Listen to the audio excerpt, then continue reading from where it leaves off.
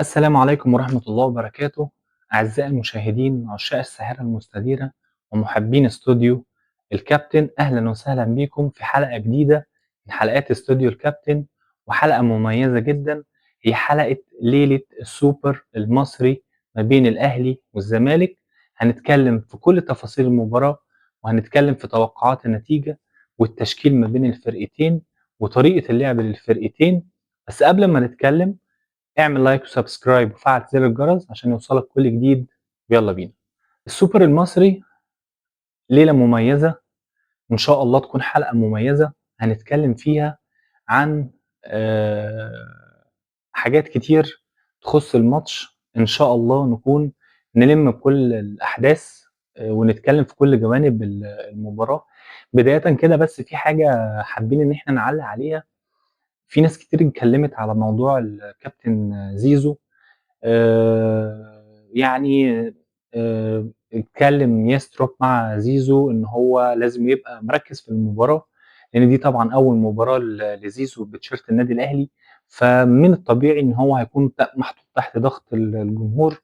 ممكن يحصل بعض المناوشات من جمهور الزمالك، يخرج برّه تركيز المباراة والتركيز بتاعه. ولكن في ناس كتير اتكلمت على الموضوع ده، لإن في ناس وفي مسؤولين اتكلموا مع زيزو شخصيًا مباشرةً في النقطة ديّة وطالبوه بالتركيز، منهم كابتن وليد وطبعًا ياس تروب. فالموضوع أنا شايف زيزو كعقلية يقدر إن هو يتعامل مع الموقف. وزيزو طبعًا شايف إن أول ماتش ليه بتيشيرت النادي الأهلي قصاد الزمالك، وفي إمام عاشور وبن شرقي عملوها قبل كده، سجّلوا في أول مباراة، فالدور عليه بقى إن هو يخش يسجّل يعني. فشايف إن هو متحمّس للماتش، فمش عايز يخرج برّه التركيز. فعشان كده الناس اتكلمت معاه كلام كتير، إعلاميين بيقولوا كلام كتير جدًا في الموضوع دوّة.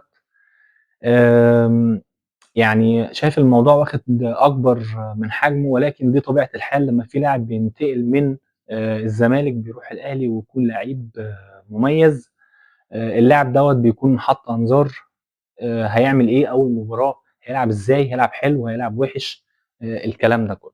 طيب، سيبنا من النقطة دي، وفي معلومة قبل أمّا نتكلم عن أحداث المباراة، معلومة كده هنقولها خلّيها يعني خلّيها في بالك وأنت بتتفرّج على الماتش. ابقى افتكر، يعني خلّيها معلومة كده. إحنا كُنّا قُلنا امبارح على موضوع إخوان بِزيرة، إن الأقرب إن إخوان بِزيرة يكون برّه القايمة، ولكن أقصى حاجة ممكن يعملها الكابتن أحمد عبد الرؤوف معاه إن هو ينزّله الشوط التاني، يبقى كارت مع كابتن أحمد عبد الرؤوف الشوط التاني. النهارده كلام أكيد، كلام أكيد، الكابتن خوان جزيرة جاهز. خوان جزيرة جاهز بنسبة 100% للمباراة، واتكلم مع كابتن أحمد عبد الرؤوف بعد التمرين النهارده. اتكلم مع كابتن أحمد عبد الرؤوف وقال له إن هو عايز يشارك في المباراة. جهاز الطب ادى الضوء الأخضر خلاص إن هو بزيرة بنسبة أكتر من 90% إن هو جاهز. كابتن أحمد عبد الرؤوف جواه حتة مش عايز يغامر بيه برضه اللاعب، ولكن خوان بزيرة مهم جدًا لكابتن أحمد عبد الرؤوف. حتى لو هيلعب 10 دقايق، حتى لو هيلعب 5 دقايق، بس هيبقى مهم للكابتن أحمد عبد الرؤوف.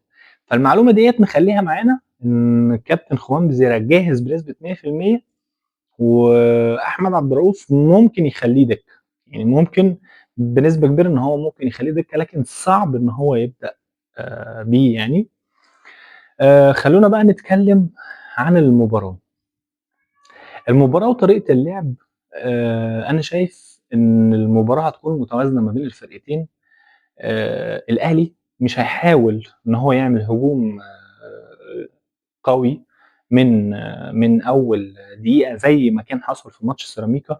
الأهلي نزل في ماتش سيراميكا في أول 20 دقيقة تقريبًا، يعني سيراميكا ما خرجش من نُص ملعبه. فأنا ما أعتقدش إن الأهلي هيكرر الكلام دوّة مع الزمالك، لإن حسابات الزمالك مختلفة، والفاينل ذات نفسه بيبقى مختلف. الزمالك ممكن يطبق نفس الاسلوب اللي لعب بيه مع بيراميدز او اسلوب مشابه ليه، بس في المجمل ان هو هيبقى حذر، فالفرقتين هيبقوا مقفلين كويس، مش بيهجموا بشراسة، هيبقوا هيهدوا شوية، وهيبدأ كل فريق يلعب على أخطاء التاني ويلعب على ضغط حبة بحبة يعني. بالنسبة لتوقعات المباراة، يعني خليها دي آخر حاجة نتكلم فيها، بس نتكلم الأول على التشكيل المتوقع.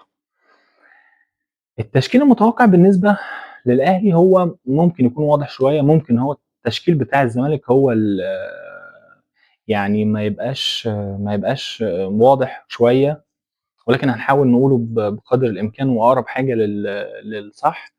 تشكيل النادي الأهلي المتوقع مش هيخرج عن محمد شناوي في حراسة المرمى، محمد هاني، ياسين مرعي، ياسر إبراهيم، كوكا، اليو ديانج،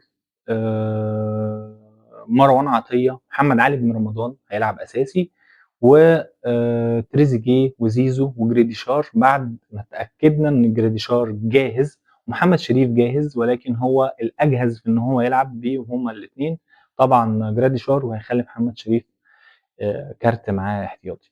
بالنسبه للتشكيل المتوقع لنادي الزمالك، انا شايف ان هو الافضل ليه ان هو يلعب بمحمد عواد، عمر جابر، محمود الونش، محمد اسماعيل، واحمد فتوح. خط النص احمد ربيع، محمد شحاته، قدامهم عبد الله السعيد، في اليمين ناصر ماهر، في الشمال شيكو بانزا، تحت راس حربه سيف الدين الجزيري. طبعا وداء الدباغ جاهز وجهز، ولكن انا متوقع وشايف ان هو هيبدا بسيف الدين الجزيري.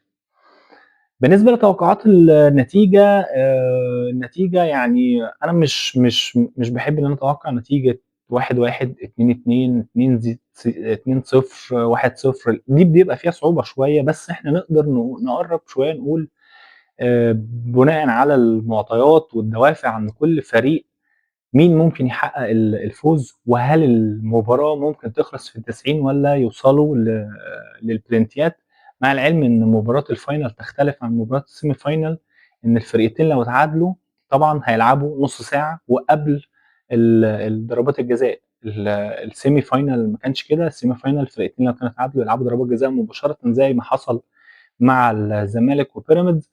لكن اللي هيحصل في الفاينل الفرقتين لو اتعادلوا، الاهلي والزمالك لو اتعادلوا هيلعبوا نص ساعه الاول، وبعدين هيلعبوا ضربات جزاء. انا اتوقع فوز الزمالك، اتوقع فوز الزمالك، وممكن تخلص كمان في ال90 يعني. ما اعتقدش ان هي ممكن تروح لضربات جزاء، ولو راحت لضربات جزاء اتوقع برضو فوز الزمالك. وبكده يبقى خلصنا الحلقه النهارده، حلقه السوبر المحلي. ما تنساش تعمل لايك وسبسكرايب. اشوفكم على خير.